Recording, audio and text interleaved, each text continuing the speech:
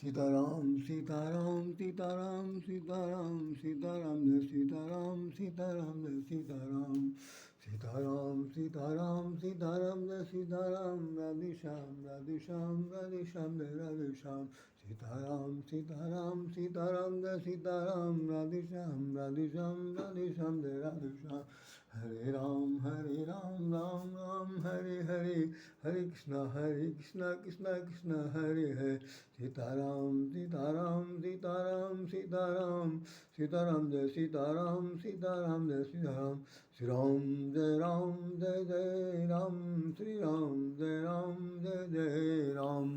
बोलिए साव रामचंद्र महाराज की जय। आज बस कोई ज़्यादा कहने का वो अवसर नहीं है, सिर्फ इतनी बात मैं बताना चाहता हूँ कि इस सारे संसार में हम आप क्या पूरी दुनिया के जड़ चेतन इस बात को जानते हैं कि संसार में भगवान के सिवा, भगवान की इच्छा के बिना कुछ भी संभव नहीं है। ये बात बहुत दिन बाद समझ में आती है। कई बार जब तक आदमी के अंदर सख्त सामर्थ्य होता है, तन मन धन से सब परिपूर्ण होता है, तब तक वो ये सोचता है कि भाई मेरे बराबर कोई नहीं है। और समझना भी चाहिए, क्योंकि उसके पागलपन है, वो पागलपन जाए कहाँ। हम जब अपने बचपन में पढ़ते थे तो हमारे यहाँ एक मास्टर साहब पढ़ाने आते थे और उनका शुभ नाम था श्री राम दुलारे पांडे। बहुत ही ओल्ड एज के थे उस वक्त जब हम लोग पढ़ते थे, देखते थे, लेकिन साहब वो गजब के बोली बोलते थे और वो अक्सर भी कुछ ना कुछ अपनी बातें बताते रहते थे, जिनमें उनका यही कहना था कि ज़िंदगी में बच्चों को सबसे पहले गधा पच्चीसा की बीमारी लग जाती है। तो वो सुन करके बड़ा हैरानी होती थी, गधा पच्चीसा क्या होता है भाई। तो गधा बाद में हम लोगों ने कभी एक बार सब बच्चों ने मिल करके पूछा, उस वक्त मैं इंटर में पढ़ता था, तो मैंने पूछा कि सर मुझे बताएं गधा पच्चीसा क्या है। कि 25 साल तक आदमी जो है गधा होता है, उसके अंदर गधेपन की हर तरह की बीमारी होती है। गधा बिना वजह के भी चिल्ला सकता है, बिना वजह के भी अपना हाथ पैर फटक सकता है और वो किसी भी प्रकार की हरकत कर सकता है। दूसरी चीज़, अगर वो बहुत ही नॉर्मल कंडीशन में है वो गधा, तो उसके ऊपर लादी लाद दीजिए, जैसे धोबी लाद करके घाट तक जाता है, घाट से वापस आता है। उसके लिए कहावत की जाती है, ना वो घर का होता है ना घाट का होता है। यही स्थिति आज जिस वक्त विद्यार्थी जीवन में व्यक्ति विशेष होते हैं, तो उनको समझाया जाए तो समझेंगे बिल्कुल नहीं, और इतना समझ जाएंगे घर वालों को नहीं समझेंगे। तो अब ऐसी स्थिति कितनी ख़राब होती है कि वो 25 साल तक लोग इसीलिए कुछ लोगों ने जो आधुनिकतम थे उन्होंने ये मौका निकाला। उन्होंने कहा 13 to 19, 13 से 19 साल की उम्र की जो अवस्था होती है, जो टीनेजर, ये सबसे ख़तरनाक होती है।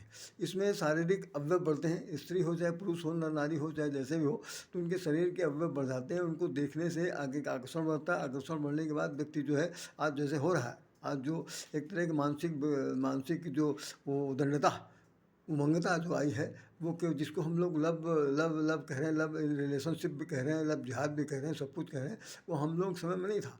जानकारी सिर्फ इतनी होती थी कि भाई कोई है ऐसी चीज़ आकर्षण की विषय, लेकिन इतना ज़्यादा ज़बरदस्त मर्यादा थी, उस मर्यादा का हम लोग पालन करना हमारे लिए बड़ा ही जो आवश्यक होता था। उस अनिवार्यता को जीते हुए हम लोग अपनी ज़िंदगी जिए।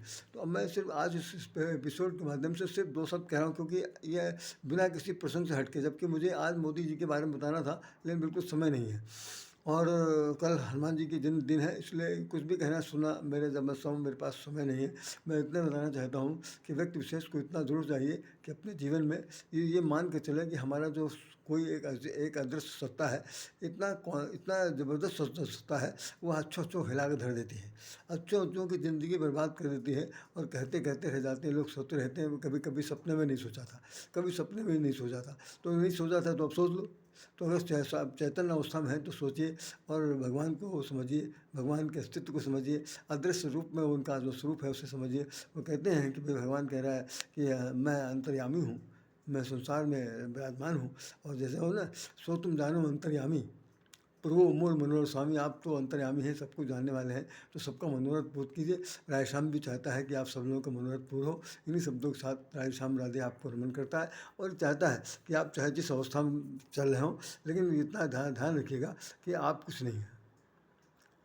ये आप उसमें जो कुछ भी है उस भगवान के द्वारा ही संभव हो रहा है, और उनके प्रति कृतज्ञता व्यक्त करना ही आपकी हमारी बुद्धिमानी होगी। नहीं तो बुद्धिमानी धरी रह जाएगी, हम सबसे ज़्यादा बेवकूफ़ बन जाएंगे। तो ऐसी स्थिति में सबको नमस्कार, सबको प्रणाम और हृदय से वंदन करता हूँ। और अपने भगवान को जो जिसका जो प्रिय है उतने इष्ट को भजन के साथ साथ उनसे इस बात की भीख मांगे कि कम से कम मरते दम तक हमारी बुद्धि सद्बुद्धि बनी रहे। इन्हीं शब्दों के साथ पुनः एक बार नमस्कार। जय श्री राम, जय श्री राम, जय श्री राम।